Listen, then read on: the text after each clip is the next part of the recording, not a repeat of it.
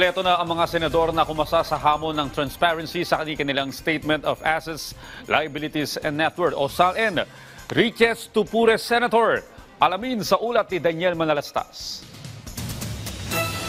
Kumpleto na ang 24 na senador sa pagsa publiko ng kani-kanilang SALN base sa mga dokumentong nakuha ng PTV News mula sa Office of the Senate Secretary. Si Senador Mark Villar ang may pinakamataas na net worth na umabot sa higit 1.2 billion pesos. Sumunod si Senador Raffy Tulfo at asawang si Representative Jocelyn Tulfo na may higit 1 billion pesos na deklaradong net worth. Sa liderato naman ng Senado, pinakamay mataas na net worth si Senate Majority Leader Juan Miguel Zubiri, sinundan ni Senate President Pro Tempore Panfilo Lacson, Senate President Tito Soto at Senate Minority Leader Alan Peter Cayetano. Si Senador Francis Escudero naman ang may pinakamababang deklaradong net worth na may higit 18 million pesos. Si Senator Sherwin Gatchalian at Chairman ng Senate Committee on Finance may deklaradong net worth na higit 89 million pesos.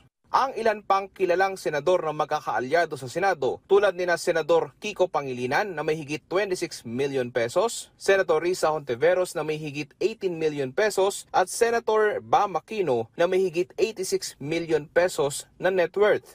Ang ilan pang kilalang magkakaalyado katulad na lang nina Senador Rona de la Rosa na may higit 32 million pesos na net worth, si Senador Bongo na mayroon ding 32 million pesos. Si Senadora Amy Marcos naman may mahigit 164 million pesos na net worth.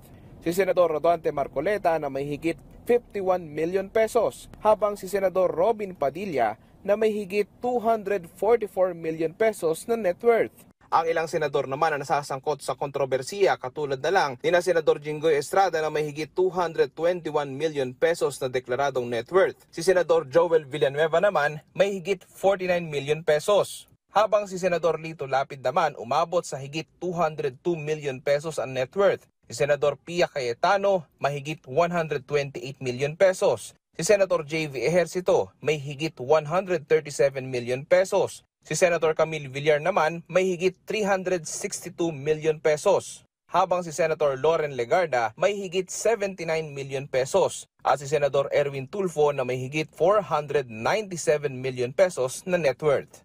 Daniel Manalastas para sa Pambansang TV sa Bagong Pilipinas.